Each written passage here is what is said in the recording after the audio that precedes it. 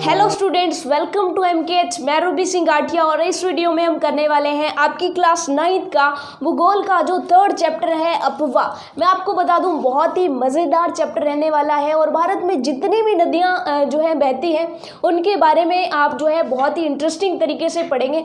और मैं आपको बता दूं कि मेरा तो सच में ये जो टॉपिक रहता है ना, फेवरेट टॉपिक रहता है पढ़ाने में भी और पढ़ने में भी। ठीक है, तो चलिए फिर फटाफट से हमारा जो चैप्टर है वो स्टार्ट करते हैं। एक्चुअल में जो वर्ड है अपवाह, इसका मतलब है जल का प्रवाह होना, यानी जल का बहना। अब मुझे आप बताइए कि जब भी आप पानी का ग्लास से जब पानी डालते हैं नीचे, तो पानी किस तरफ जाएगा? जिस तरफ ढलान है उस तरफ पानी जाएगा ना।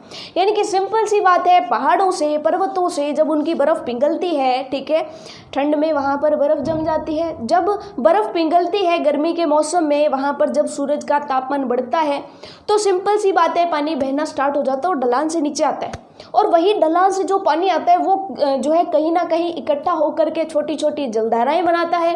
फिर वो जो जलधाराएं होती हैं वो मिल करके क्या बना लेती हैं? एक नदी बना लेती हैं। ठीक है, तो यही जो होती है नदी, उसी का जो तंत्र है उसी को हम क्या बोलते हैं? अपवाह तंत्र बोलते हैं। ठीक है, तो यहाँ पे एक शब्द आता है अपवाह तंत्र।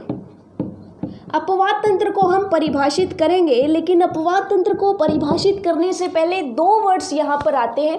एक तो आता है कि अपवाह द्रोणी क्या होती है, अपवाह द्रोणी, और दूसरा शब्द आता है कि जल विभाजक क्या होता है। इनके बारे में अगर हमने जान लिया ना, तो ये जो अपवाह तंत्र है ना, इसकी सारी थ्योरी हमें क्लियर हो जाएगी।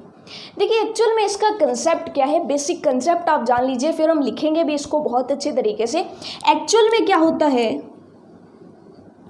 कि ये मान लीजिए कि कोई नदी है, ठीक है, ये कोई नदी है, इस तरीके से आपकी तरफ और पीछे जा रही है। ठीक है, मैंने जो इसके जो किनारे हैं उसका जो है थोड़ी सी डायग्राम बनाने की कोशिश की है। ठीक है, वैसे यहाँ पर बनाना ये आपको अच्छे से दिखाना पॉसिबल नहीं होगा, फिर भी हम ट्राई कर रहे हैं कि एक्चुअल में क्या होता है कि ये जो नदी है उसमें मान लीजिए कि इतना पानी है, ठीक है, जो कि पर्वतों से, पहाड़ों से, पीछे से कहीं से भी आ रहा है। ठीक है, इसमें क्या होता है एक्चुअल में कि ये जो एरिया होता है, ठीक है, ये जो एरिया होता है इसके आसपास जो ऊंची ढलान का एरिया होता है, जो क्षेत्र होता है, उस पर जैसे ही बारिश होती तो ये जो बारिश का पानी होता है वो ढलान के सहारे सहारे इस नदी में आता है और बारिश के मौसम में ये जो नदी होती है ये फुल हो जाती है। ये चीज़ आपको समझ में आ गई। और एक्चुअल में क्या होता है कि ये जो ऊंचे क्षेत्र है वहाँ पर जब बारिश होगी या उनके जो है पर्वतों के ऊपर, ये मान ले तो पर्वतों के ऊपर वाली जो बर्फ़ पिघलेगी वो धीरे धीरे क्या होता है, थोड़ा थोड़ा पानी जो है पिघलता है और धीरे धीरे नीचे आता है। वो फिर जो पानी है वो छोटी छोटी जलधाराएं बनाता है। यानी मान लीजिए कि ये कोई पर्वत है, ठीक है, बड़ा सारा पर्वत का एरिया मान लेते हैं, उससे छोटी छोटी जलधाराएं इस तरह से निकलती हैं। वो जलधाराएं धीरे धीरे आ करके क्या बना लेती हैं? कुछ एक सहायक नदियां बना लेती हैं, यानी छोटी नदियां बना लेती हैं। और फिर वो छोटी नदियां जिस तरफ ढलान उनको मिलती है उधर बहती जाती हैं।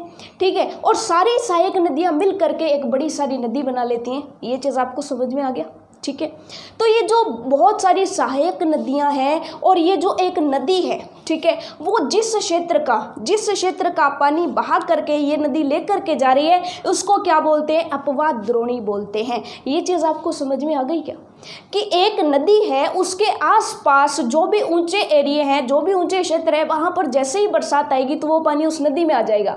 और वो जो नदी है जितने क्षेत्र का पानी इकट्ठा करके बहा करके लेके जा रही है उस क्षेत्र को क्या बोलते हैं? अपवाह द्रोणी बोलते हैं। ये चीज़ आपको समझ में आ गई। अब देखिए अपवाह द्रोणी को अच्छे से दिखाना यहाँ पर पॉसिबल नहीं होगा, इसलिए आप जो है स्क्रीन पर एक पिक्चर देख लीजिए। यहाँ पर आपको ब्लू कलर में और ऑरेंज कलर में दो अपवाह द्रोणियाँ दिखाई गई हैं।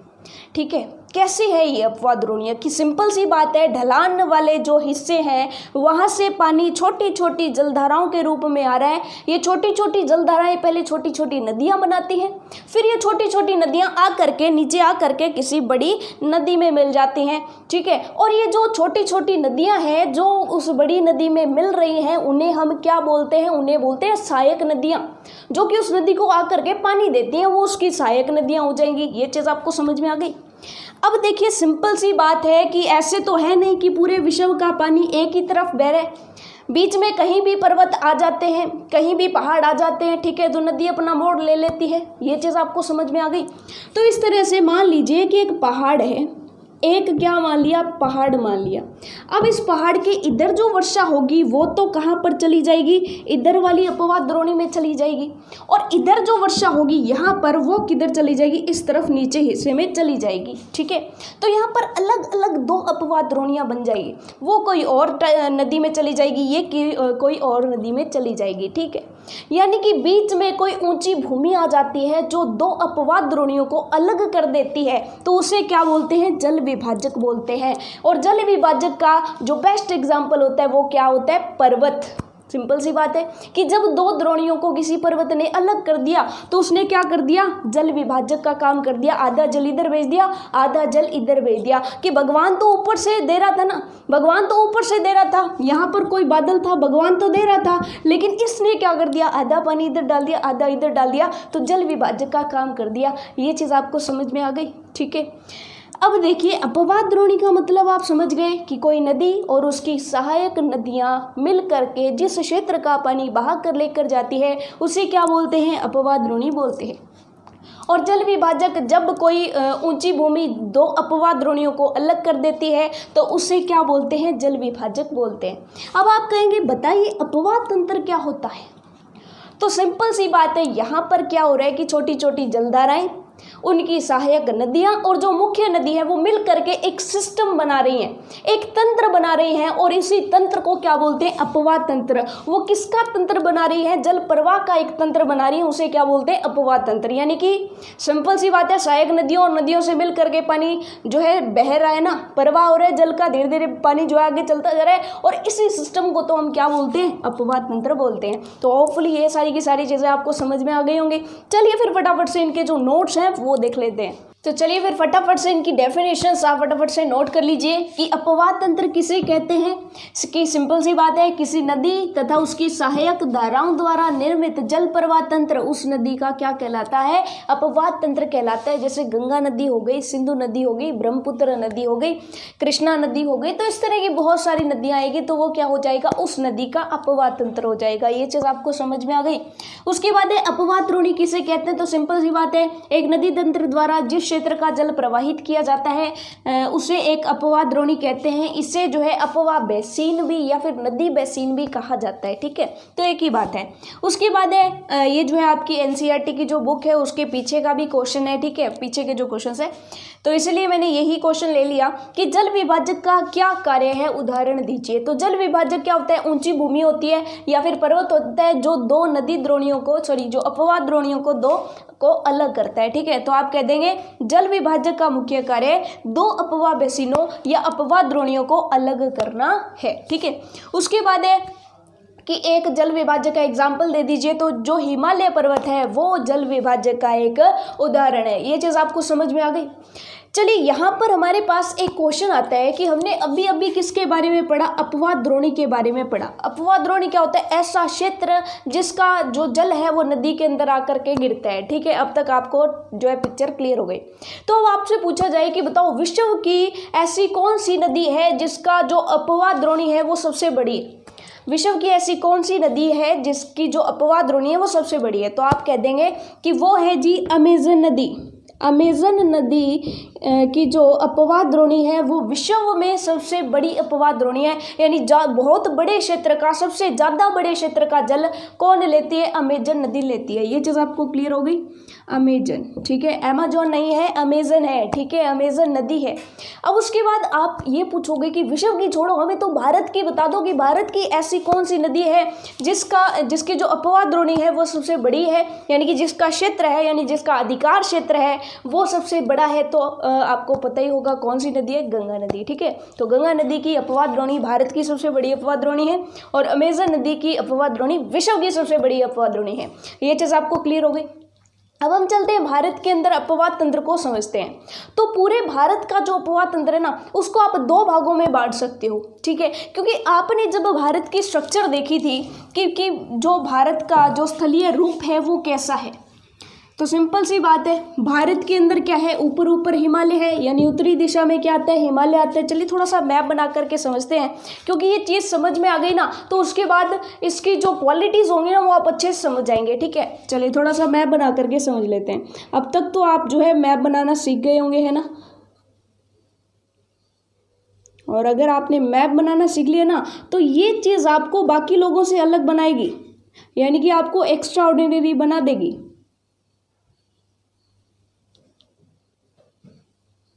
ये चीज़ आपको समझ में आ गई।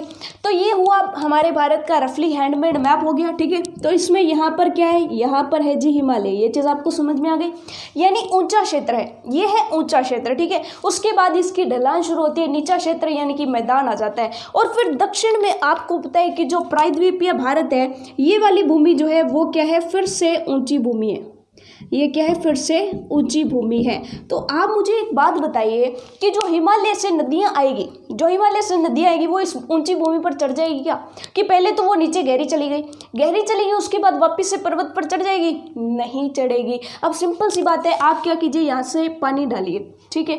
यहाँ से आपने पानी डाल दिया और पानी के आगे कोई अवरोध खड़ा कर दिया तो पानी या तो इधर से चला जाएगा या फिर इधर से चला जाएगा, ऐसे ही तो होता है ना। तो बिल्कुल वैसा ही भारत के अंदर होता है, ठीक है। भारत में क्या होता है कि सिंधु नदी जो है यहाँ से निकलती है, उसके बाद जो है इधर चली जाती है, क्योंकि यहाँ से तो उसको जाने को रास्ता नहीं है, यहाँ पर जाने को रास्ता नहीं है, तो वो क्या करती है, पहले ही साइड से निकल जाती है, ठीक है। और यहाँ पर भी जो रावी, चेनाब, झेलम है वो क्या करती है, साइड में से निकल जाती है, क्योंकि यहाँ पर तो जाने के लिए रास्ता है नहीं। ये चीज़ आपको समझ में आ गई, ठीक है। उसके बाद जो हमारी गंगा नदी है वो निकल करके इस तरह से जो है इधर से बह जाती है, यानी कि साइड से जा रही है, बीच में तो ऊंची भूमि आ गई ना, ठीक है। तो एक तो हो गई हमारी हिमालयी नदियां जो कि हिमालय पर्वत से निकलती हैं, ठीक है, ये चीज़ आपको क्लियर हो गई।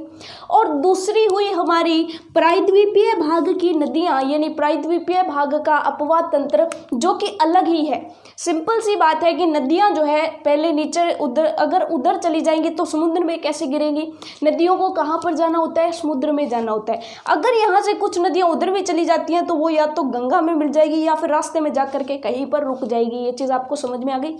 और प्रायद्वीपीय भारत की नदियाँ अक्सर, क्योंकि समुद्र की तरफ ढलान है, यहाँ पर ऊंची भूमि है तो इधर या इधर बह जाएंगी, ये चीज़ आपको समझ में आ गई। तो दो प्रकार से हम, यानी पूरे भारत में जितनी भी नदियाँ पड़ते हैं उनको दो भागों में बांट करके पढ़ते हैं।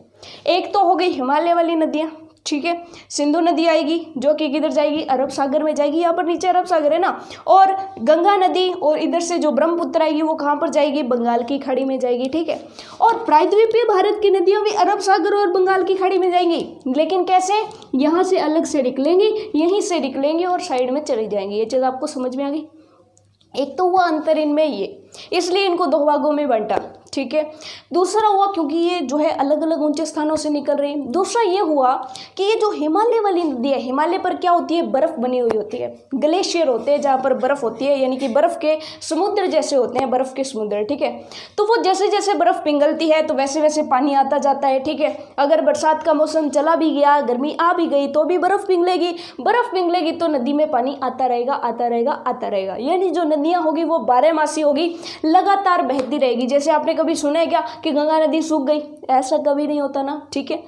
और दूसरे, लेकिन ये जो प्रायद्वीपीय नदियाँ होती हैं, ये जो नीचे यानी दक्षिणी भारत की जो नदियाँ हैं ये 12 नहीं होती हैं, ठीक है। ये जो नदियाँ होती है वो मौसमी नदियाँ होती है, यानी जब बारिश आती है तब तो ये नदी बन जाती है, जब बारिश नहीं आती है तब ये सूख जाती है या फिर इनका पानी बहुत कम हो जाता है, ठीक है। तो सिंपल सी बात है, मौसमी नदी है क्योंकि यहाँ पर बर्फ तो है नहीं, यहाँ पर तो वर्षा आएगी तो जल बहेगा, वर्षा चली गई तो जल नहीं बहेगा, ये चीज़ आपको समझ में आ गई। तो यहाँ पर एक क्वेश्चन बहुत इंपॉर्टेंट बनता है कि हिमालयी नदियाँ और प्रायद्वीपीय भारत की नदियाँ जो है उनमें क्या अंतर है, ठीक है, और वो कौन कौन सी नदियाँ हैं, इनको हम दो अलग अलग पार्ट में ही पढ़ने वाले हैं। ये जो वीडियो रहेगी इस पार्ट में 2 हम हिमालयी नदियों के बारे में जानेंगे और नेक्स्ट वीडियो में हम प्रायद्वीपीय भारत की नदियों के बारे में जानेंगे। तो चलिए इन दोनों के बीच में थोड़ा सा डिफरेंस देख लेते हैं। तो चलिए फिर इसके थ्योरी पार्ट को हम कवर कर लेते हैं कि किस तरीके से अगर हमसे क्वेश्चन पूछ लिया गया तो हम इन दोनों में डिफरेंस क्या क्या बताएंगे, ठीक है। तो सिंपल सी बात है कि भारत में नदियों को मुख्य रूप से 2 भागों में विभाजित किया गया है। एक तो हो जाएगी आपकी हिमालय की नदियाँ और दूसरा हो जाएगा प्रायद्वीपीय नदियाँ। ये चीज़ जो है आपको क्लियर हो गई। अब चलिए यहाँ पर जो है हिमालय की नदियों की बेसिक बात क्या होती है कि ये 12 मासी नदियाँ होती हैं, क्योंकि इनको जो है बारिश के पानी के अलावा कौन सा जल मिलता है, अतिरिक्त ऊंचे पर्वतों से पिघलने वाली हिम का मतलब क्या होता है, बर्फ द्वारा भी जल प्राप्त होता है। ये चीज़ आपको क्लियर होगी ना। अब चलिए सेकेंड पॉइंट देखिए, ये नदियाँ जो है पर्वतों को काटकर गॉर्ज का निर्माण करती है। अब आप कहेंगे ये गॉर्ज क्या चीज़ होती है। अब देखिए सिंपल सी बात है कि कोई नदी ऊपर से आ रही है, नदी ऊपर से आ रही है और उसके रास्ते में बीच में मान लो कोई पहाड़ आ गया, ठीक है, कि नदी ऊपर से किसी पहाड़ से उतर रही थी और उसके आगे दूसरा पहाड़ आ गया, ठीक है। और आपने ये बात सुनी होगी कि अगर पानी की बूंद बार बार किसी पत्थर पर गिरे तो उस पत्थर में छेद कर देती है ना। तो बिल्कुल उसी तरीके से जैसे नदी का पानी बार बार आएगा, उस पत्थर से टकराएगा, पहले तो इधर उधर बिखरेगा, लेकिन धीरे धीरे वो उस पत्थर को काटना शुरू कर देती है, ठीक है।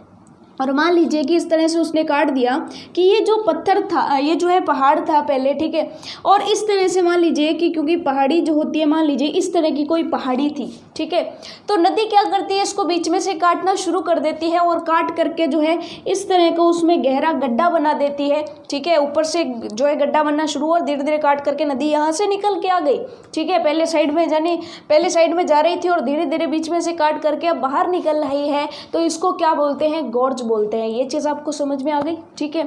इसके अलावा गॉर्ज जो होते हैं इसको गहरे गड्ढे के समान भी हम मान सकते हैं। ये चीज़ आपको समझ में आ गई। तो यानी कि गॉर्ज का निर्माण करती है, और ये जो गॉर्ज है ना, ये एक दरवाजे के जैसे होते हैं। यानी कि पहले अगर हमें यहाँ से उधर जाना पड़ रहा था, यानी कि इसको पर्वत को क्रॉस करके उधर जाना है, तो पहले पर्वत के ऊपर चढ़ो फिर नीचे उतरो, ठीक है। तो पहले ऊपर चढ़ना पड़ता था, फिर नीचे उतरना पड़ता था, लेकिन अब क्या करना पड़ेगा, अब गॉर्ज है तो इसके साथ साथ यहाँ पर चले, यहाँ से जो है हम जो है जा सकते हैं। यानी कि सिंपल सी बात है, रास्ता बना दिया, हमारा रास्ता जो है आसान कर दिया, ठीक है। तो ये गॉर्ज काफ़ी लाभदायक होते हैं हमारे लिए, ठीक है। उसके बाद ये सिंधु, गंगा और ब्रह्मपुत्र हिमालय की प्रमुख नदियां, यानी 3 नदियां हैं जिनके बारे में हम मुख्यतः पढ़ेंगे हिमालयी नदियों के अंदर, ठीक है। उसके बाद नेक्स्ट जो है, ये नदियां एक लंबा रास्ता तय करती है, क्योंकि पहाड़ों के बीच में से इधर उधर जा करके घुमा करके ये आती हैं कि चली फिर आगे पहाड़ आ गया, इधर घूम गई, फिर आगे चली, फिर पहाड़ आ गया, इधर घूम गई। तो इस तरह से ये लंबा रास्ता तय करती हैं, और लंबा रास्ता जब तय करती हैं तो रास्ते में इनके कई सारी जो है आकृतियां बनती है। जैसे आपके सामने जो है एक पिक्चर है जिसमें एक नदी जो है वो किस किस तरह की आकृतियां बना रही है, आप देख सकते हैं, ठीक है। जैसे कि आप देख सकते हैं, जैसे जैसे नदी जो है नीचे आती जाती है तो ये विसर्प बनाती है। सिंपल सी बात है कि जब ये नदी सर्प की तरह चलेगी तो इस नदी के अंदर कोई चीज़ है, तो वो जैसे ही वो घुमाव खाएगी, जैसे ही वो मुड़ेगी, तो उसके जहाँ से वो मुड़ रही है उस कोने पर वो जो है उसके साथ जो मिट्टी आ रही है वो थोड़ी थोड़ी जमा होनी शुरू हो जाएगी, ठीक है। तो ये जो है विसर्प का निर्माण करती है। अब धीरे धीरे मिट्टी जो है वहाँ पर जमनी शुरू हो जाएगी, धीरे धीरे कोई छोटी झील बन जाएगी जिसको क्या कहेंगे, गोखुर झील कहेंगे, ठीक है। और निचला हिस्सा जो है वो क्या बना देता है, डेल्टा बना देता है। देखिए किस तरीके से, कि सिंपल सी बात है, मान लीजिए कि किसी पर्वत से जो है नदी इस तरह से निकल करके जो है आ रही है, ठीक है। तो ये जो आकृति बनी है ना, यू आकार की आकृति जो बनी है, ठीक है। अब सिंपल सी बात है, पानी के साथ मान लीजिए कि जो है कचरा वगैरह आ रहा है, पानी जैसे ही घूमेगा तो वो कचरा आगे चला जाएगा, यानी कि कचरा जो है यहाँ पर जम जाएगा, ठीक है। तो इसको क्या बोलते हैं, विसर्प बोलते हैं, ठीक है। उसके बाद दूसरी चीज़ ये है कि मान लो कि नदी के साथ साथ जो कचरा आ रहा था वो कचरा धीरे धीरे यहाँ पर जमना स्टार्ट हो गया, ठीक है। धीरे धीरे यहाँ पर जमना स्टार्ट हो गया, पानी उस कचरे के ऊपर से आगे भी चला जाता था, लेकिन कचरा वहाँ पर जमना स्टार्ट हो गया, ठीक है। यहाँ पर कचरा जमना स्टार्ट हो गया, धीरे धीरे इतना ज़्यादा कचरा हो गया कि इस कचरे ने नदी के इस हिस्से को और इस हिस्से को अलग कर दिया। इसका मतलब ये जो जल वाला हिस्सा है कहीं ना कहीं आगे चलकर जो है ये लगभग इस तरीके का बन जाएगा कि नदी जो है दूर चली गई है, यहाँ पर मिट्टी आकर के पूरा मैदान बन गया है। ये चीज़ आपको समझ में आ गई। और मैदान के यहाँ पर थोड़ा सा जो है पानी बचा हुआ है, उसको क्या बोलते हैं, गोखुर झील, क्योंकि वहाँ पर जो है अभी भी नीचा हिस्सा है, बारिश आएगी तो गोखुर झील में पानी भर जाएगा ना, ठीक है, क्योंकि ये भी तो नदी का पार्ट था। धीरे धीरे जो मिट्टी आई वो जमना शुरू हो गई और उसने एक पार्ट को अलग कर दिया, तो ये गोखुर झील बना देती हैं बीच में कहीं कहीं। देखिए आपने कभी कीचड़ को साफ करते हुए किसी को देखा होगा तो उसमें आपने क्या देखा होगा कि जो पानी पहले जोर से आ रहा है वो अगर कीचड़ के पास आएगा तो वो इधर उधर फैल जाएगा, ठीक है। कि सिंपल सी बात है, पानी है उसके अंदर मिट्टी, और धीरे धीरे मिट्टी आ करके, क्योंकि ये क्या हो गई, ढलान से काफ़ी दूर आ गई, ढलान से काफ़ी दूर आ गई तो इसकी जो पानी की चलने की स्पीड है वो भी धीरे धीरे कम हो जाएगी, ठीक है। और धीरे धीरे जैसे जैसे पानी की स्पीड कम हो जाएगी, पानी जो अपने साथ मिट्टी बहा करके लेके जा रहा है, अब पानी कहता है और बस की नहीं, अपने यहीं पे छोड़ दो, अपने आगे चलो, ठीक है। तो पानी अपनी जो साथ लाई मिट्टी है वो यहीं पे छोड़ देगा। अब जो साथ लाई मिट्टी है वो पीछे वाले पानी को आगे नहीं जाने देगी, पीछे वाला पानी भी कहेगा कि इस मिट्टी को जो है तुम्हारे से नहीं चल रही है, तुम्हारे से नहीं बहा कर लेके जा रही है, तो यहीं पर छोड़ दो, ठीक है। तो इस तरह से वहाँ पर काफ़ी सारी मिट्टी बिछ जाती है जब ये नदियाँ अपने किनारे पर समुद्र में गिरने वाली होती हैं, ठीक है। क्योंकि वहाँ पर ढलान बहुत कम हो जाती है, इनका वेग काफ़ी कम हो जाता है, क्योंकि इतनी दूर से चल कर आई हैं तो थक जाएंगे कि नहीं थक जाएंगे, सिंपल सी बात है। तो मिट्टी वहाँ पर बिछा देती हैं और उस मिट्टी में जल का चलना बहुत मुश्किल हो जाता है, जिससे वो जल जो है धीरे धीरे फैल फैल कर चलता है और समुद्र में गिरता है, ठीक है। तो इस आकृति को क्या कहते हैं, डेल्टा कहते हैं। यानी कि सिंपल सी बात है, ये जो नदी चल के आ रही थी अब इसका वेग काफ़ी कम हो गया, तो ये जो है यहाँ पर जो मिट्टी है उसके अंदर से धीरे धीरे इस टाइप से जल जाएगा ना। ये बिल्कुल उसी के जैसा है, जैसे कीचड़ के ऊपर आप पानी डालोगे तो वो पानी धीरे धीरे जाएगा ना, ठीक है। तो बिल्कुल वैसा ही, ठीक है। तो इसका मतलब क्या हो गया कि ये नदियाँ एक लंबा रास्ता तय करती हैं, रास्ते में विभिन्न प्रकार की स्थलाकृतियां बनाती हैं, पहली चीज़। दूसरी चीज़, अपने साथ भारी मात्रा में तलछट बहा करके लाती हैं, यानी जब पर्वतों के ऊपर से जाएंगी तो पर्वत के छोटे छोटे जो कंकर होंगे, छोटी छोटी मिट्टी के कणों के रूप में जो है वो पर्वत उसके साथ भेजता जाएगा अपनी तलछट, ठीक है। तो तलछट जो है यानी कि सिंपल सी बात है, मिट्टी है, अवसाद है, वो उसके साथ चलते जाएंगे। ये जो अवसाद है वो बहुत ज़्यादा मात्रा में होता है, और आपने देखा होगा कि कई तो ऐसी नदियां हैं जिसमें से क्रशर आदि निकाली जाती हैं, ठीक है। जो है कंक्रीट, क्रशर आदि निकाली जाती है और भवन निर्माण में यूज़ की जाती है। इसका मतलब क्या हो गया, वो कहाँ से आई, जो पर्वत था उसके ऊपर की जो परत है धीरे धीरे घिस रही है, ये हम सोच सकते हैं, ठीक है। ये चीज़ अभी समझ में आ गई। तो महासागरों में मिलने से पहले पूर्ण डेल्टा का निर्माण करती है, यानी पूरा डेल्टा का निर्माण करती है, फैल जाती है, ठीक है। उसी को क्या बोलते हैं, डेल्टा कहते हैं। जैसे आपको पता है कि गंगा और ब्रह्मपुत्र दोनों नदियाँ मिलकर के विश्व का सबसे बड़ा डेल्टा सुंदरबन डेल्टा अभी बनाएंगी थोड़ी देर बाद, ठीक है, जैसे जैसे हम गंगा नदी को पढ़ेंगे, ठीक है। चलिए उस चीज़ को हम आगे समझेंगे। फिलहाल हम देख लेते हैं प्रायद्वीपीय नदियों के बारे में। बहुत ही इंटरेस्टिंग सा ये पार्ट रहेगा, क्योंकि इसमें नदियाँ बहुत सारी होंगी लेकिन छोटी छोटी नदियाँ होंगी, ठीक है। इस पार्ट को आप समझिए कि प्रायद्वीपीय नदियाँ जो होती है, सिंपल सी बात है, मौसमी होती हैं, क्योंकि इनका प्रवाह केवल और केवल किस पर निर्भर करता है, वर्षा पर निर्भर करता है। इन नदियों की लंबाई हिमालयी नदियों की तुलना में कम होती है, क्योंकि इनको सीधा ही चलना होता है, ठीक है, रास्ते में कोई ज़्यादा पहाड़ियाँ वगैरह नहीं आती हैं। प्रायद्वीपीय भारत की अधिकतर नदियाँ पश्चिमी घाट से निकलती हैं और बंगाल की खाड़ी की तरफ बहती हैं। अब आप कहेंगे ये क्या है, तो आपने पश्चिमी घाट पूर्वी घाट बहुत जो है बेहतर तरीके से पढ़ा है। आपको पता है कि भारत में इस तरह से है, और आपको ये भी पता है कि नदियाँ पश्चिमी घाट से निकल करके पूर्वी घाट की तरफ जा करके बंगाल की खाड़ी में क्यों गिरती हैं, क्योंकि हमें पता है कि पूर्वी घाट की जो ढलान है वो नीची है, पश्चिमी घाट ऊंचा है, जिसकी वजह से इधर से नदियाँ उधर बहेंगी। और यहाँ पे क्या है, बंगाल की खाड़ी, यहाँ पे क्या है, अरब सागर है, तो अरब सागर में कम नदियाँ जाएंगी, लेकिन पश्चिमी घाट से चल करके जाएंगी नदियाँ और बंगाल की खाड़ी में जा करके गिरेंगी। ये चीज़ आपको समझ में आ गई। तो ये थी हमारी प्रायद्वीपीय नदियाँ, ठीक है। तो इसके बाद हम क्या करते हैं, एक एक नदी लेते हैं, सिंधु, गंगा, ब्रह्मपुत्र, इन तीनों नदियों के बारे में पढ़ेंगे।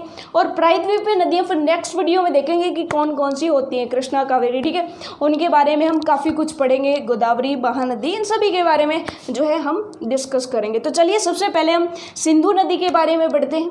एक तरफ आपके सामने जो है थ्योरी होगी और दूसरी तरफ हम मैप में बनाएंगे कि सिंधु नदी किस तरीके से कहाँ से निकलती है, कैसे कैसे गुजरती है, कहाँ पर जाकर किस में गिरती है, ठीक है। तो वो चीज़ आपके सामने होगी तो आपको बहुत अच्छे तरीके से क्लियर हो जाएगा। चलिए फिर मैप से हम जो है सिंधु नदी के बारे में पढ़ते हैं, ठीक है।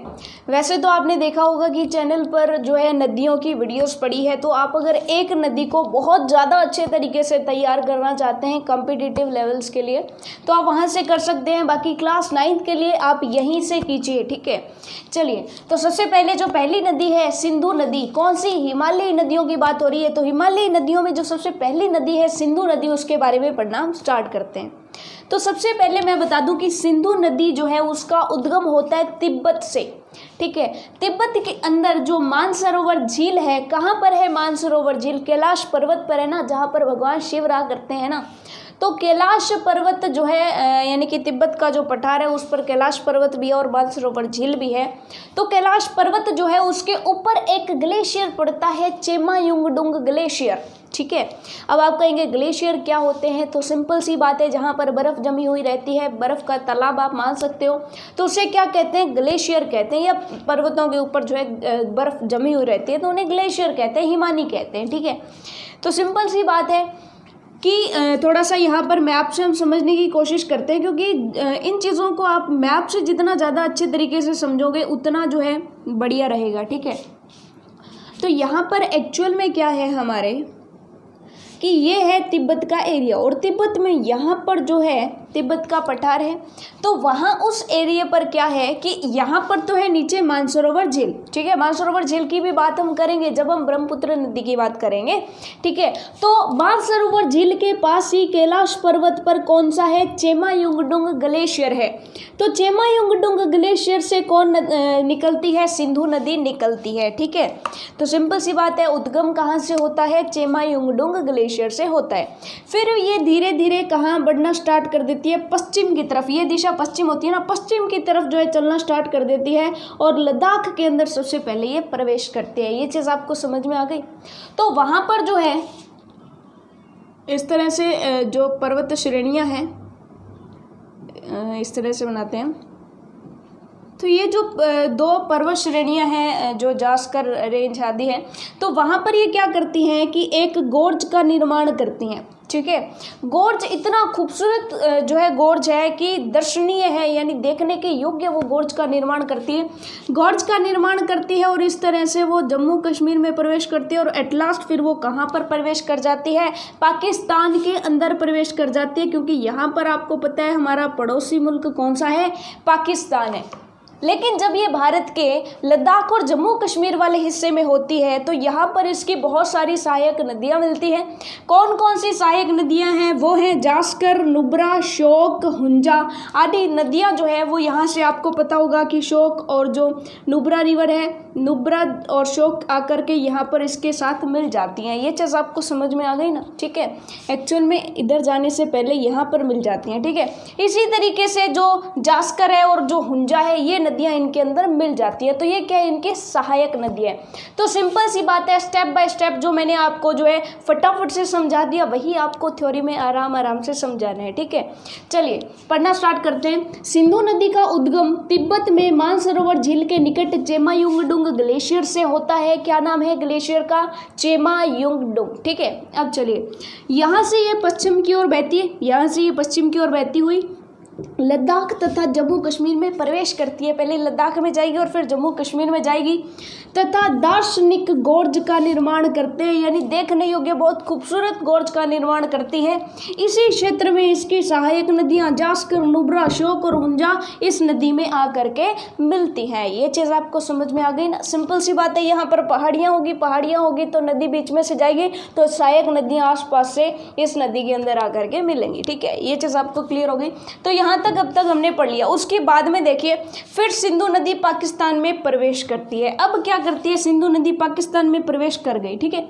और आपको पता है कि यहाँ से होकर के जो हमारी 5 नदियाँ हैं, 2 नदियाँ तो इस तरीके से, एक नदी इस तरीके से और दूसरी नदी इधर से आकर के इस तरीके से 5 नदियाँ जो है पहले तो ये खुद मिलती हैं, 5 नदियाँ खुद मिलती हैं और फिर जाकर के इस नदी में मिल जाती हैं। कहाँ पर? मिथनकोट नामक स्थान पर। अब आपके माइंड में आएगा कि ये 5 नदियाँ हैं कौन सी? तो ये 5 नदियां हैं आपकी कौन कौन सी? झेलम, चिनाब, रावी, व्यास और सतलुज। ये चीज़ आपको समझ में आ गई?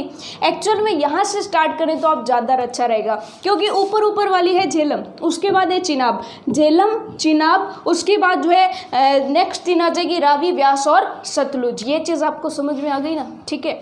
तो ये जो पाँचों की पाँचों नदियाँ पंजाब से निकल करके आती हैं और फिर जो है इधर जो है मिथनकोट नामक स्थान पर जो है सिंधु नदी के अंदर मिल जाती हैं। देखिए यहाँ पर कि ये जो 5 नदियाँ हैं ना, ये जो पांचों नदियाँ, इनका उद्गम तो कहाँ से होता है? भारत से, ठीक है। सतलुज नदी का भारत के बाहर से होता है, लेकिन हालांकि अगर देखा जाए तो ये भारत से बहती हुई आती है, लेकिन भारत से पाकिस्तान में जाके फिर सिंधु नदी के अंदर मिलती है। ये चीज़ आपको ध्यान में रखनी है।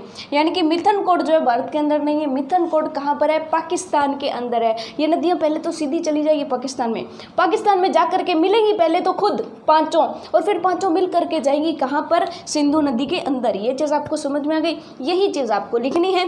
फिर सिंधु नदी पाकिस्तान में प्रवेश करती है, जहाँ पर सतलुज, व्यास, रावी, चेनाब, झेलम आपस में मिलकर मिथनकोट के पास सिंधु नदी में मिल जाती है। ये चीज़ आपको क्लियर हो गई? तो ये होगी इसकी सारी की सारी सहायक नदियों की बात, ठीक है। अगर आपसे क्वेश्चन पूछ लिया जाए सिंधु नदी तंत्र के बारे में बताइए, तो आप इतना लिखेंगे, साथ ही साथ ऐसा अगर रफली आप डायग्राम भी बना देते ना, तो एग्जामिनर खुश होकर के आपको जो है मार्क्स देगा, ठीक है।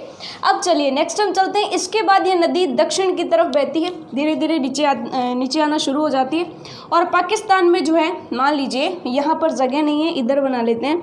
मान लीजिए कि भारत का जो है इस तरह से गुजरात वाला हिस्सा हो गया, और इस तरीके से जो है क्या है? पाकिस्तान है। तो नदी ऊपर से आ रही है, तो ये है कराची।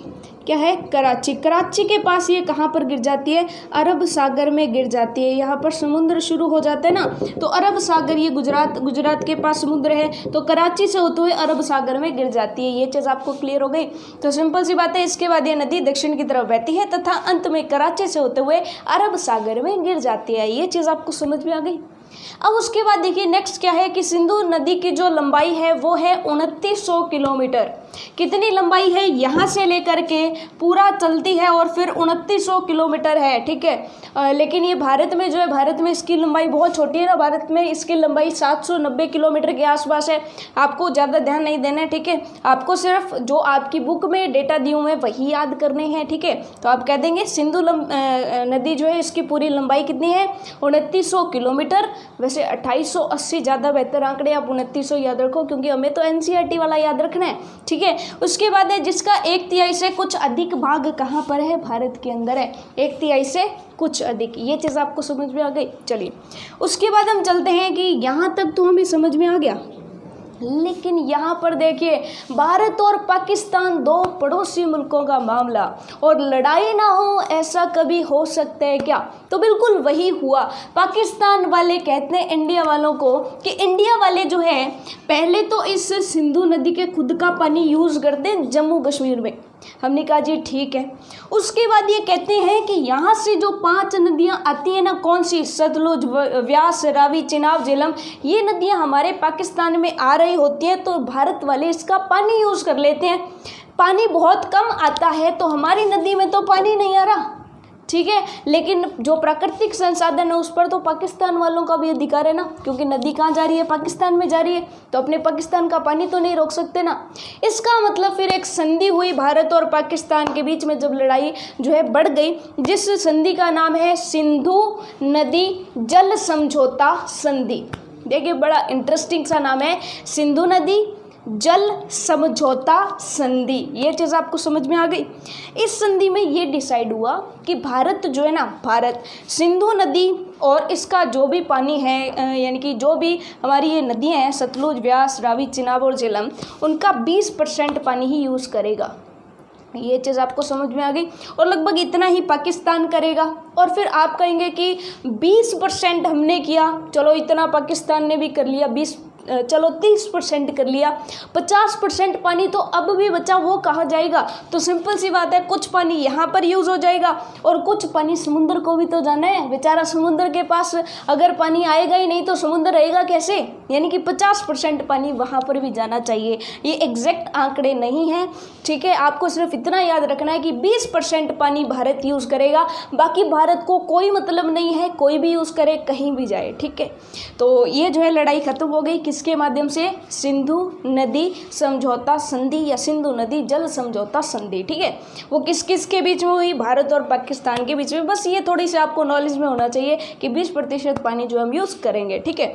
अब चलिए नेक्स्ट हम चलते हैं गंगा नदी तंत्र पर। गंगा नदी तंत्र बहुत ही इंटरेस्टिंग है, क्योंकि अक्सर ये डाउट रहता है कि गंगा नदी आती कहाँ से है, यानी कि गंगा नदी का उद्गम स्थल कौन सा है। और ये बोला जाता है कि गंगा नदी कहाँ से निकली है, कहाँ से निकली है। आपके अलग अलग आंसर होंगे, कुछ कहेंगे गंगोत्री से निकलती हैं, कुछ कहेंगे गंगोत्री से तो जो है हमारी भागीरथी निकलती है, ठीक है। कुछ कहेंगे कि जो है देवप्रयाग से निकलती है, देवप्रयाग में आकर के गंगा नदी मिलती है, 2 जलधाराएं मिलती हैं। तो ये क्या लॉजिक है? सब कुछ देवप्रयाग से भी निकलती है, गंगोत्री से भी निकलती है, एक्चुअल में गंगा बनती देवप्रयाग पर है। ये सारे के सारे डाउट्स में लेकर के बैठ जाते हैं। अब चलिए पढ़ते हैं गंगा नदी के बारे में, क्योंकि आपको पता है कि भारत में गंगा नदी एक पवित्र नदी मानी जाती है, क्योंकि इसमें सेल्फ प्योरीफाइंग पावर होती है, यानी ये अपने आप को जो है स्वच्छ बना सकती है, ठीक है। अगर इसमें गंदगी डाल भी दी ना तो ये अपने आप को साफ कर लेती है, ऐसी इसके अंदर पावर होती है। तो वो फिर क्या पावर है? वो कोई भगवान है क्या उसमें, या क्या पावर है? तो साइंस के अकॉर्डिंगली अगर देखा जाए तो उसके अंदर एक वायरस पाया जाता है, कोविड-19 कोरोना वायरस नहीं, बल्कि जो है बैक्टीरिया फेज नामक का एक वायरस पाया जाता है, जो उसके अंदर अगर गंदगी डाली जाएगी उससे जो बैक्टीरिया बनेंगे वो वायरस उन बैक्टीरियाज को खा जाता है और उस पानी को जो है साफ रखता है, ठीक है। अब आपके माइंड में ये आएगा कि ये जो बैक्टीरियोफेज वायरस है ये गंगा नदी के अंदर क्यों रहता है, बाकी नदियों के अंदर क्यों नहीं रहते? बस इतनी सी है कि गंगा नदी का जो पानी है ना उसमें बहुत ज़्यादा ऑक्सीजन होती है, एक्स्ट्रा ऑक्सीजन होती है, मान लो कि गॉड गिफ्टेड ऑक्सीजन होती है जो बाकी नदियों में नहीं होती है, ठीक है।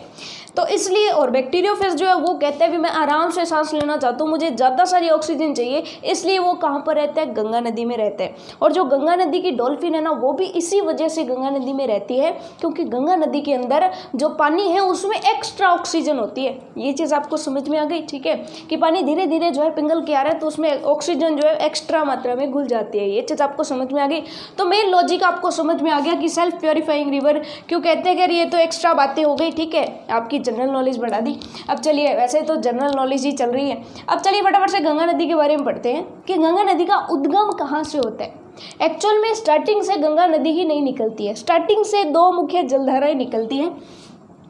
एक जलधारा का नाम है भागीरथी, ठीक है, और दूसरी जो जलधारा है इसका नाम है अलकनंदा। ये चीज़ आपको समझ में आ गई। भागीरथी और अलकनंदा जो है देवप्रयाग नामक स्थान पर एक दूसरे से मिलती हैं और वहाँ से बनाती हैं कौन सी रिवर? गंगा नदी। ये चीज़ आपको समझ में आ गई। यानी मुख्य रूप से जो हमारी गंगा नदी है वो देवप्रयाग के बाद होती है, पहले तो वो भागीरथी और अलकनंदा होती है। ये चीज़ आपको समझ में आ गई। अब ये जो भागीरथी रिवर होती है ये कहाँ से निकलती है? तो ये निकलती है गंगोत्री ग्लेशियर से। कहाँ से? गंगोत्री ग्लेशियर से। और अलकनंदा जो है, तो अलक निरंजन कौन कहते हैं? जो संत बाबा होते हैं वही तो कहते हैं ना। तो अलकनंदा जो है कहाँ से निकलती है? संतोपत ग्लेशियर से निकलती है। ये जो है इसको याद करने की आप शॉर्ट ट्रिक मान सकते हो कि संत बाबा जो है वो क्या कहते हैं? अलख निरंजन, ठीक है, ऐसे कुछ कहते हैं ना। तो अलकनंदा जो है वो कहाँ से निकलती है? संतोपत ग्लेशियर से। और गंगोत्री ग्लेशियर के पिघलने से कौन बनती है? भागीरथी। दोनों आकर देवप्रयाग पर मिल जाती है तो क्या बना लेती है? गंगा नदी बना लेती हैं। और फिर हरिद्वार भी आपको पता है फेमस है। तो हरिद्वार किस लिए फेमस है? एक्चुअल में हरिद्वार से पहले गंगा जो है वो पहाड़ी हिस्से में बह रही होती है और हरिद्वार के बाद जो है वो मैदानी हिस्से में आ जाती है, क्योंकि उसके बाद पहाड़ है नहीं, तो उसके बाद पहाड़ नहीं है तो वो समतल मैदान पर बहेगी। तो सिंपल सी बात है कि हरिद्वार के बाद जो है वो कहाँ पर आ जाती है? समतल मैदान पर आ जाती है। ये चीज़ आपको समझ में आ गई। और यहाँ पर जो है यमुना नदी जो है स्टार्टिंग से इसके समांतर चल रही थी, वो यहाँ पर आकर के इसके साथ मिलती है। और सहायक नदियों की बात भी हम यहाँ पर करेंगे, ठीक है। तो चलिए फिर इतना पढ़ लेते हैं कि गंगा नदी अपनी मुख्य 2 जलधाराओं भागीरथी और अलकनंदा के देवप्रयाग में मिलने से बनती है। ये चीज़ हमें क्लियर हो गई। उसके बाद दूसरा पॉइंट क्या है कि भागीरथी का उद्गम गंगोत्री हिमानी से। हिमानी ग्लेशियर होता है इंग्लिश वर्ड और इसका हिंदी वर्ड है हिमानी, ठीक है। से तथा अलकनंदा का उद्गम कहाँ से होता है, संतोपत ग्लेशियर से होता है। ये चीज़ आपको समझ में आ गई। उसके बाद है हरिद्वार के पास गंगा मैदानी भागों में प्रवेश करती है, ये चीज़ समझ में आ गई। उसके बाद ये भी पढ़ लेते हैं कि गंगा की मुख्य सहायक नदियाँ कौन सी है। अब जो गंगा की सहायक नदी है ना, वो बहुत ज़्यादा जो है बड़ा पार्ट इसका हो जाता है, इसलिए हम इसको एक अलग से क्वेश्चन बना करके लिखेंगे कि गंगा नदी की मुख्य सहायक नदियों पर टिप्पणी लिखिए या उनके बारे में हमें बताइए। तो वहाँ पर एक एक सहायक नदी के बारे में बहुत बढ़िया तरीके से हम वहाँ पर पढ़ेंगे, ठीक है। फिलहाल हम उनके नाम जान लेते हैं। तो गंगा की जो सहायक नदी है ना, वो भी दो टाइप की हो गई, क्योंकि सिंपल सी बात है कि जब आप भारत की आकृति देखोगे तो यहाँ पर तो क्या आ गया, हिमालय आ गया, ठीक है। हिमालय के बाद यहाँ से हमारी नदी बह रही है और यहाँ पर आ गया प्रायद्वीपीय भाग, ठीक है।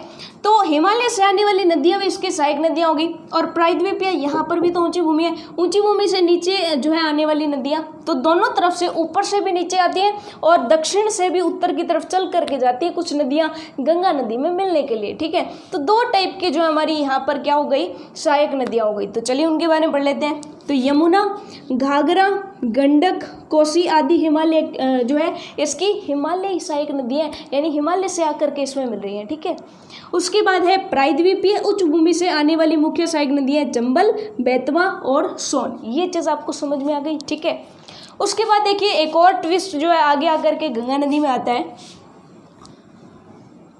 गंगा नदी का निचला हिस्सा ले लेते हैं, ठीक है, और अपने भारत का कौन सा मैप, जो भारत का मैप बना रहे हैं वो कौन सा हिस्सा ले रहे हैं, बांग्लादेश के पास वाला, ठीक है।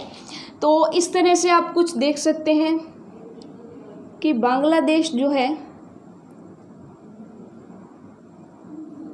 इस तरह से कुछ होता है और इधर है, ठीक है, इधर भारत है, ठीक है। तो इधर से जब गंगा नदी आती है तो गंगा नदी जब बांग्लादेश के अंदर जाने वाली होती है तो उससे पहले ये दो भागों में बंट जाती है। एक तो होती है हुगली और दूसरी होती है कौन, पद्मा। ये चीज़ आपको समझ में आ गई। तो गंगा जो है वो दो भागों में बढ़ जाती है, बनी भी दो चीज़ों से और टूटी भी दो चीज़ों में, ठीक है।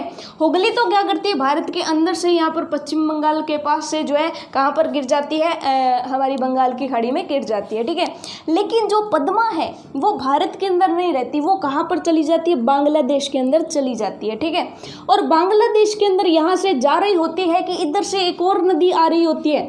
जब हम बात करेंगे ब्रह्मपुत्र नदी की तो आप देखेंगे कि इधर से जो है ब्रह्मपुत्र नदी भी आएगी और यहाँ से जो है ब्रह्मपुत्र नदी इसके अंदर मिल जाएगी। तो कौन मिल गई, ब्रह्मपुत्र नदी मिल गई। टेंशन मत लीजिए, ब्रह्मपुत्र नदी को भी हम बहुत अच्छे तरीके से पढ़ेंगे, ठीक है। वो कहाँ से आती है, कैसे चल के आती है। जो पद्मा थी यानी कि गंगा ही ले लेते हैं, ये गंगा का जो है छोटी सी वितरिका हो गई, ठीक है। सहायक नदियाँ मतलब मिलना, वितरिका मतलब टूटना, ठीक है। ये हो गई वितरिका जो चली गई बंगाल की खाड़ी में, चली उसका काम खत्म। बाकी जो गंगा बची वो बांग्लादेश में आ गई, इधर से ब्रह्मपुत्र आ गई, ठीक है। बांग्लादेश के अंदर प्रवेश करने के बाद और ब्रह्मपुत्र में मिलने से पहले ये जो नदी है, कौन सी नदी, पद्मा जो नदी है, सॉरी ये जो गंगा नदी है उसको किस नाम से जाना जाता है, मेघना के नाम से जाना जाता है। यानी यहाँ पर तो क्या थी, पद्मा, जैसे ही बांग्लादेश में प्रवेश की वैसे ही क्या बन गई, मेघना। ये बस ज़्यादा कुछ नहीं, आपको गंगा नदी के नाम से याद रखना है, ठीक है। गंगा और ब्रह्मपुत्र ही मानी जाएगी लास्ट तक, लेकिन जो बांग्लादेश के लोग हैं ना वो इसको मेघना बोल देते हैं। ये चीज़ क्लियर हो गई। और यहाँ पर पश्चिम बंगाल के जो लोग हैं ना वो इसको पद्मा बोल देते हैं। बस ज़्यादा उसमें जो है क्लियर करने वाली बात नहीं है, गंगा नदी ही है, ठीक है। तो गंगा नदी और ब्रह्मपुत्र नदी आ जाती है यहाँ पर जो है, ये एक डेल्टा का निर्माण करते हैं जो कि विश्व का सबसे बड़ा डेल्टा है। क्या नाम है उसका, सुंदरवन डेल्टा, ठीक है। सुंदरवन डेल्टा है और इसको सुंदरवन क्यों कहा जाता है, क्योंकि इसके अंदर जो है एक फ्लावर पाया जाता है, ठीक है, एक फूल पाया जाता है, ठीक है। उसके बारे में हम आगे पढ़ेंगे डिटेल में, उसकी भी जानकारी प्राप्त करेंगे, क्योंकि जो है ना यहाँ पर हमें नॉलेज भी गेट करना है, ठीक है, सिर्फ रट्टे मारने वाला नहीं बनना है। चलिए ये चीज़ हमें समझ में आ गई। तो चलिए जो हमने अभी तक समझा उसको थोड़ा सा पढ़ लेते हैं, ठीक है। फरक्का के पास ये दो भागों में बढ़ जाती है। कौन से स्थान पर, फरक्का नामक स्थान पर, कहाँ पर, पश्चिम बंगाल में जा करके, और ये दो भागों में बढ़ जाती है। कौन सी, हुगली और पद्मा। ये चीज़ आपको समझ में आ गई। अब देखिए हुगली जो है इसकी एक वितरिका है, यानी अलग होने वाली है, ठीक है, दक्षिण की तरफ बहती है और डेल्टा के मैदान से होते हुए बंगाल की खाड़ी में मिल जाती है। ये जो डेल्टा है ना एक्चुअल में काफ़ी बड़ा हो जाता है, ये जो डेल्टा इस तरह से कुछ भारत के अंदर भी है इसका कुछ हिस्सा, तो ये डेल्टा से होती हुई जस्ट जो है अरब सागर की तरफ चली जाती है। उसके बाद देखिए, लेकिन सॉरी माफ़ कीजिएगा, भागीरथी लिख दिया, भागीरथी नहीं, पद्मा, ये सिंपल सी बात है, गंगा, ठीक है। जो बाकी बची गंगा नदी वो कहाँ चली जाती है, बांग्लादेश में प्रवेश कर जाती है, जहाँ यह मेघना कहलाती है। क्या कहलाती है, मेघना कहलाती है। बांग्लादेश में ब्रह्मपुत्र नदी इसमें आकर के मिल जाती है। ये दोनों नदियाँ मिलकर विश्व का सबसे बड़ा और तेज गति से बढ़ने वाला, यानी ये जो सुंदरवन डेल्टा है ये और बड़ा और बड़ा और बड़ा होता ही जा रहा है। ये चीज़ आपको समझ में आ गई। तेज गति से बढ़ने वाले डेल्टा का निर्माण करती है तथा बंगाल की खाड़ी में जाकर के गिर जाती है। ये चीज़ आपको क्लियर हो गई। तो गंगा नदी के बारे में अभी काफ़ी जो जानकारी है वो हमें प्राप्त करनी है, ठीक है। इसमें कौन सा वायरस पाए जाते हैं, इसमें क्या क्या कौन कौन से जीव हैं जो मुख्य रूप से गंगा नदी में पाए जाते हैं और नदियों में नहीं पाए जाते हैं, तो इस टाइप के क्वेश्चन हमसे पूछे जाते हैं। इसके अलावा गंगा की जो मुख्य सहायक नदियाँ हैं कि यमुना कहाँ से निकलती है, कैसे आती है, ठीक है। घाघरा, गंडक, कोसी के बारे में ज़्यादा नहीं पढ़ना है, लेकिन इनके बारे में थोड़ा सा पढ़ना है कि ये तीनों नदियाँ प्रायद्वीपीय जो भाग है भारत का वहाँ पर कहाँ से आती है, ठीक है। तो इन सभी के बारे में हम थोड़ी सी और पढ़ेंगे, फिर हमारी जो है गंगा नदी खत्म हो जाएगी। उसके बाद ब्रह्मपुत्र नदी के बारे में जानेंगे। तो इस वीडियो में बस इतना ही। नेक्स्ट वीडियो में पढ़ते हैं बहुत ही नेक्स्ट जो है इंटरेस्टिंग सा हिस्सा है इस वीडियो का। तो मिलते हैं नेक्स्ट वीडियो में, तब तक के लिए all the best for your self studies.